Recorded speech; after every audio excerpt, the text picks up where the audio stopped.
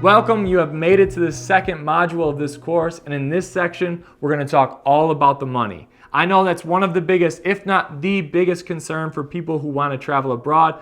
How do I afford to travel when I'm broke, I'm living at my parents' house, I don't have a good job? Let me tell you, that's the perfect time to travel. The secret is, if done correctly, which I'll teach you, you have the opportunity to spend a lot less money while traveling than you do when you're home, especially if you're from North America, Western Europe, or any part of the developed world. And if you're not from one of these locations, that's okay too. We will go through how you can still travel on a budget. Think about this, while you're home, you could be spending money on rent, utilities, a gym membership, going out with friends, a TV, internet service, utilities, a car payment.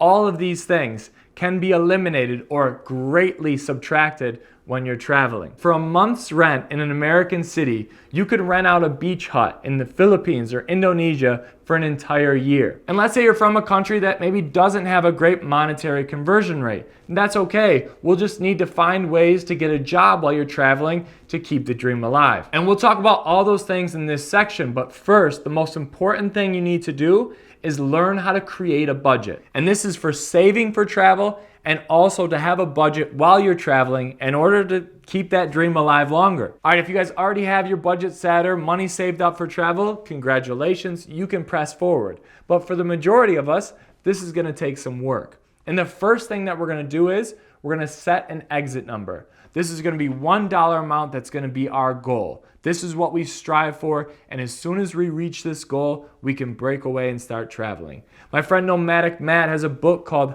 How to Travel the World on $50 a Day. And so he estimates about $18,000 you need to save up in order to travel around the world for 1 year. Now for me, my goal was just 1 year in Argentina. But on top of that, my entire premise of traveling there was to find a local job. So I actually, over the course of leaving my job in July, August, September, and leaving for the trip on October 1st, my goal was $5,000 US in my bank account. And that's what I saved for in order to go. So setting an exit number first. And this number will be based on the information that we'll go through. And the first thing to consider with that is your big ticket items. This is going to be your flight, your accommodations when you get there, and for me, food, because that's where I spend a lot of my money. You've got to understand what these three things are.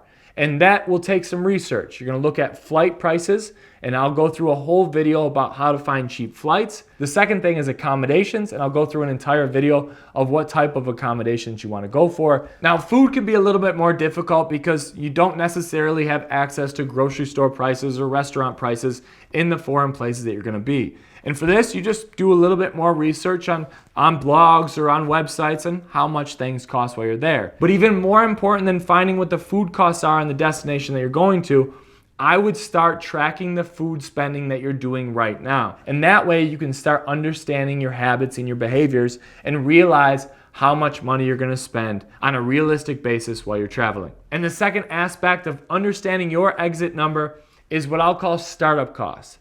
And these are travel-related expenses, such as travel insurance, such as visas, vaccinations, and maybe you want to buy a new camera or technology gear that you want to take with you when you're traveling. So these are sunken costs as well. The third aspect is identifying the speed and style in which you'd like to travel. And this is why we took time earlier to identify different types of travelers, because this will go into your budget. If you want to travel to 50 countries in 50 days, it's going to cost you a lot of money. But if you want to travel to one country in 50 days, you can do that on a much tighter budget. For example, when I took that first trip to Argentina in 2009, I had $5,000 to my name. I found an apartment with 2 roommates and spent about $350 US per month on rent.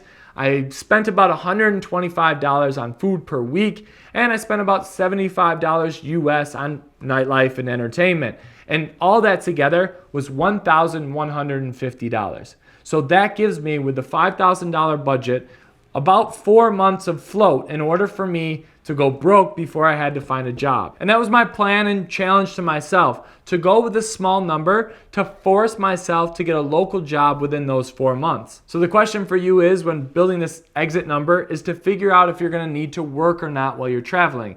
If you're traveling for an extended period of time and you don't have a ton of money saved up, then this is probably gonna be the case for you. And finally, the biggest thing I want you to take away from this video is that you need to start understanding where your money is going now, what you're spending your money on before you start traveling, in order to truly understand what your budget will be and how much money you will need to start traveling long term.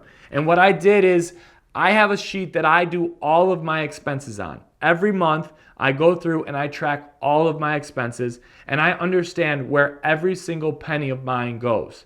So I included that after this video for you guys to start using. And also I listed a number of case studies from people who are traveling now or who have traveled, and exactly how much they spend on a month-to-month basis. Hopefully this will give you an idea of how real people are budgeting their money to travel around the world long-term right now. And if you need help creating and tracking your budgets, there's a ton of different online resources as well. I used Mint for a long period of time before I created my own Excel spreadsheets, but they're very useful if you are looking for a little bit of help in figuring out what your budget may be. And on top of that, as always, if you want to get in and leave comments or questions in regards to budgets, you can do that with me and with our entire community at our private Facebook group. So the goal is to create a budget and understand your spending in order to save for travel and also to travel for a longer period of time. And once you have a grasp of that, in the next 2 videos, I'm going to give you some tips on how to save extra money for travel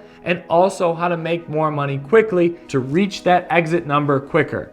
All right, let's keep moving.